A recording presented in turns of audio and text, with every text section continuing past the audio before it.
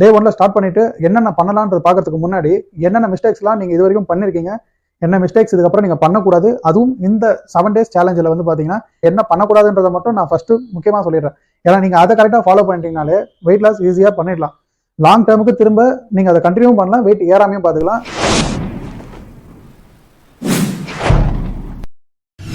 So இந்த 7 days சேலஞ்சில் நீங்கள் பண்ணக்கூடாத mistakes அது என்னன்றது நான் இப்போ சொல்கிறேன், நல்லா நோட் பண்ணிக்கோங்க. இப்போ காலையில் வந்து நீங்கள் டீ காஃபி பால் கலந்து குடிக்கக்கூடாதுன்னு சொல்லிட்டேன். ஸோ பிரேக்ஃபாஸ்ட்டு அடுத்தது வரும்போது பிரேக்ஃபாஸ்ட்டும் சரி லஞ்சு டின்னர் நீங்கள் சாப்பிட்டதுக்கு அப்புறம் பார்த்தீங்கன்னா எந்த ஒரு சுகர் ஃபுட்டும் சாப்பிடக்கூடாது. அதாவது சாக்லேட்டு, டீ காஃபி குடிக்கிறது, ஜூஸு, கூல்ட்ரிங்க்ஸு, இந்த மாதிரி எந்த ஒரு சுகர் கலந்த எந்த ஒரு ஃபுட்டும் சாப்பிடக்கூடாது. இது ரொம்ப முக்கியமான விஷயம். சொன்னேன் சாப்பிட்டதுக்கப்புறம் வந்து பார்த்தீங்கன்னா நிறைய பேர் நிறைய தண்ணி குடிப்பீங்க, அது மெயினாக குடிக்கக்கூடாது. சாப்பிட்டு முடிச்சதுக்கப்புறம் பார்த்தீங்கன்னா 1 வாய் 2 வாய் அந்த மாதிரி தண்ணி குடிச்சிக்கலாம், நிறைய தண்ணி குடிக்கக்கூடாது. ஸோ அடுத்த ஒரு 1/2 hour கேப் விட்டுட்டு அப்புறமா உங்களுக்கு எவ்வளோ தண்ணி தேவைப்படுதோ நீங்கள் குடிக்கலாம். இது மார்னிங் மட்டும் கிடையாது, பொதுவாக நீங்கள் மீல்ஸ் எப்போ சாப்பிட்டாலுமே சரி அந்த மாதிரி தான் போடணும். இப்போ காலையில் பிரேக்ஃபாஸ்ட்டும் சரி லஞ்சில் டின்னரில் 3த்துலேயுமே வந்து பார்த்தீங்கன்னா அதிகமாக பொரிச்ச ஃபுட்டுலாம் எதுவுமே சாப்பிடக்கூடாது. இப்போ பிரேக்ஃபாஸ்ட்னு நம்ம எடுத்துட்டோம்னு வச்சிங்களேன், காலைல இட்லி தோசை இதுதான் பொதுவாக எல்லாருமே சாப்பிட்றது, அதுதான் அதிகபட்சம் வீட்டில் செய்யறதா இருக்கும். 365 நாளில் 300 நாள் அதுவாக தான் இருக்க போகுது.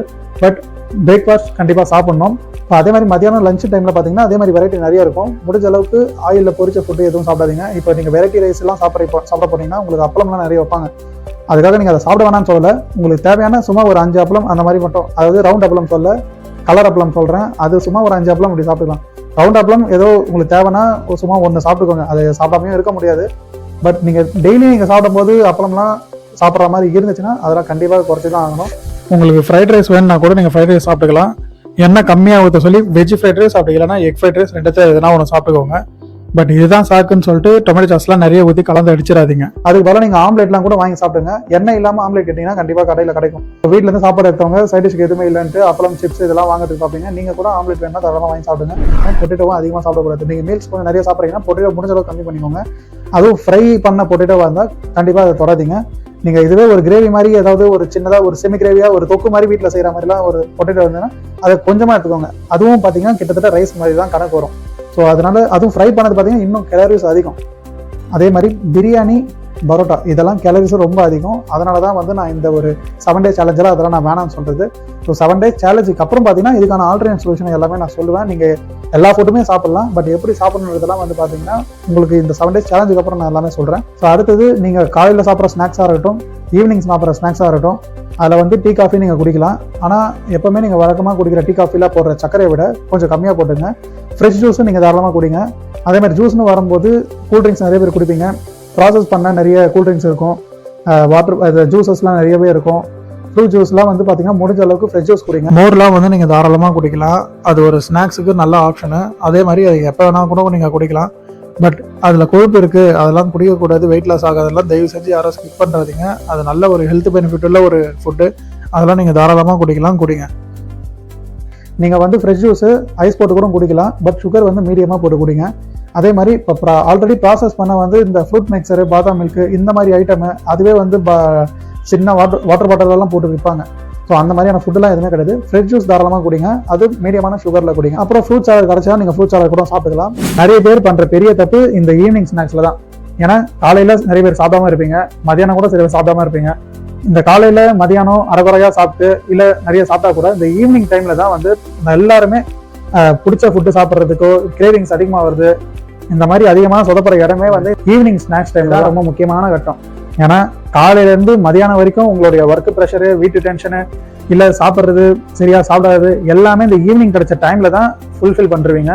அந்த ஈவினிங்லேருந்து தான் உங்களுக்கு அந்த ஈவினிங்லேருந்து நைட்டு தூங்குற வரைக்கும் இருக்கிற அந்த கேப்பில் நீங்கள் பண்ணுற ஆக்டிவிட்டீஸில் தான் வெயிட்டு நீங்கள் போடுவீங்களா இல்லை குறைப்பீங்களா, இல்லை நீங்கள் உங்களுடைய ஹெல்த்தியான லைஃப் வாழ்றதுலேருந்து எல்லாமே இந்த ஈவினிங்லேருந்து நைட்டுக்குள்ளே நீங்கள் பண்ணுற ஆக்டிவிட்டீஸில் தான் இருக்குது. அடுத்தது நைட்டு வந்து பார்த்தீங்கன்னா நீங்கள் எத்தனை மணிக்கு வீட்டுக்கு வந்து எப்போ சாப்பிட்றீங்களோ, ஆனால் நைட்டு டின்னரை கம்பல்சரி நீங்கள் சாப்பிட்டுட்டு அடுத்து 2 மணி நேரம் கேப் விடணும். அந்த 2 மணி நேரம் கேப் விட்டு அதுக்கப்புறம் தான் நீங்கள் தூங்க போகணும்.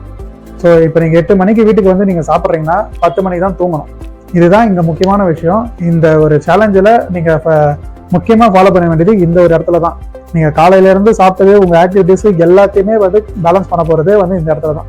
நீங்கள் என்ன சாப்பிடணும் சாப்பிடக்கூடாதுன்றதை நான் உங்களுக்கு சொல்கிறேன். நீங்கள் வந்து ஃபாலோ பண்ண வேண்டிய முக்கியமான விஷயம், நைட்டு டின்னர் சாப்பிட்டதுக்கப்புறம் 2 மணி நேரம் கேப் விடணும்.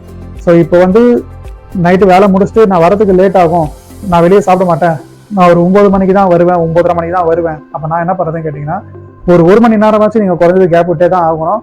ஆனால் நீங்கள் சாப்பிட்டுட்டு ஒரு அரை மணி நேரம் கழிச்சு முடிஞ்சதுன்னா ஒரு 20 நிமிஷம் வாக்கிங் போங்க.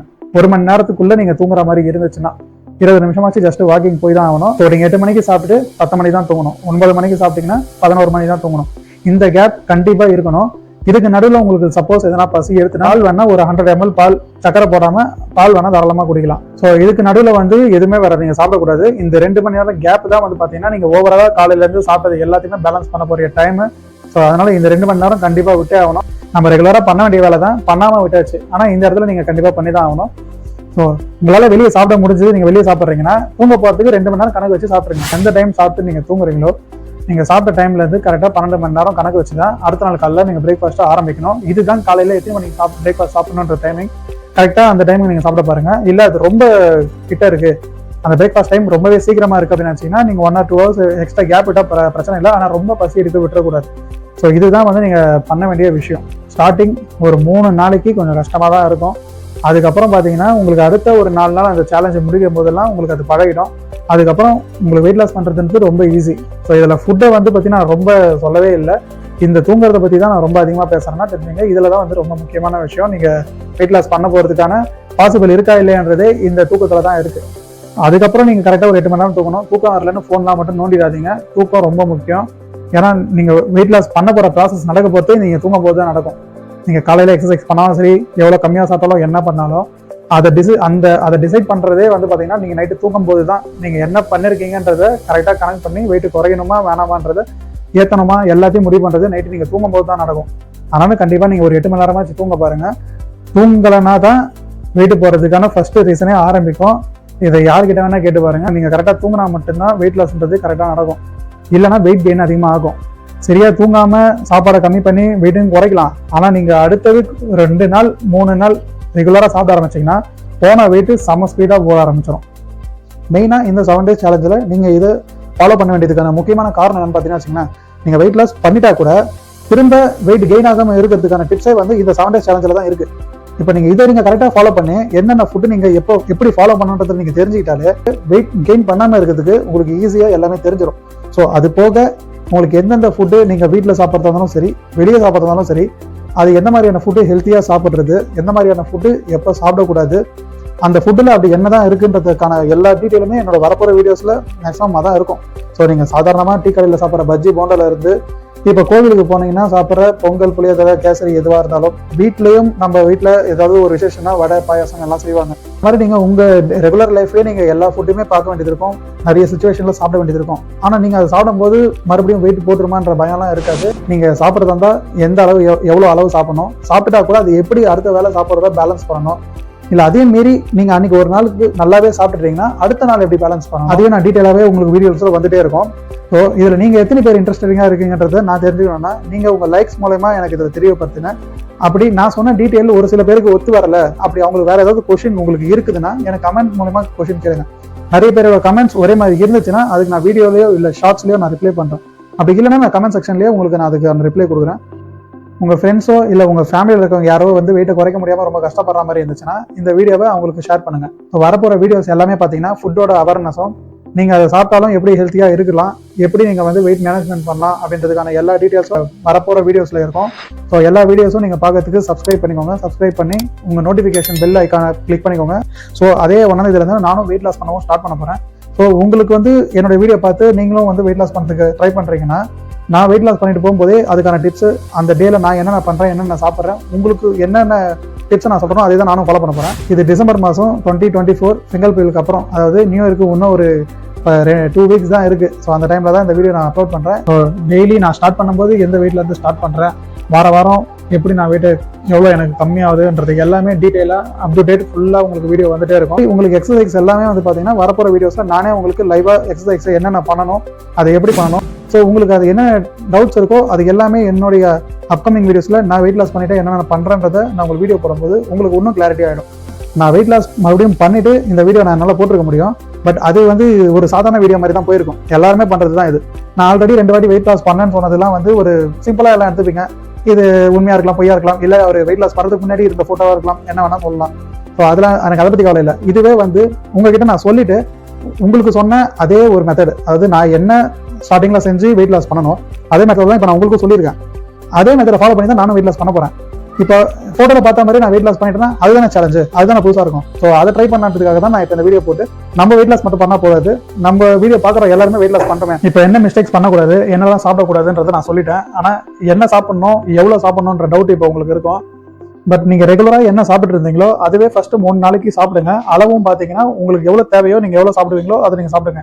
ஸோ நான் சொன்ன அந்த மிஸ்டேக்ஸ் என்ன சாப்பிடக்கூடாதுன்றதை மட்டும் முதல் 3 நாளைக்கு ஃபர்ஸ்ட் ஃபாலோ பண்ணுங்க.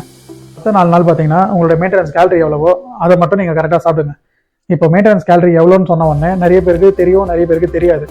ஸோ அதை எப்படி தெரிஞ்சுக்கலாம், அதுக்கு முன்னாடி வெயிட் குறைக்கணும்னு நினைக்கிறவங்க நம்ம எவ்வளோ வெயிட் குறைக்கணும், நம்ம உடம்புல எவ்வளோ பாடி ஃபேட் இருக்கு, இதெல்லாம் நீங்கள் ஆரம்பத்திலே தெரிஞ்சுக்கணும். அதுக்கேற்ற மாதிரி நீங்கள் வெயிட்டை குறைச்சாதான் அது வந்து ஒரு ஹெல்த்தியான வெயிட் லாஸாக இருக்கும். ஸோ அதை எப்படி தெரிஞ்சுக்கலான்றதை அடுத்த வீடியோவில் உங்களுக்கு நான் டீட்டெயிலாக சொல்கிறேன். பை.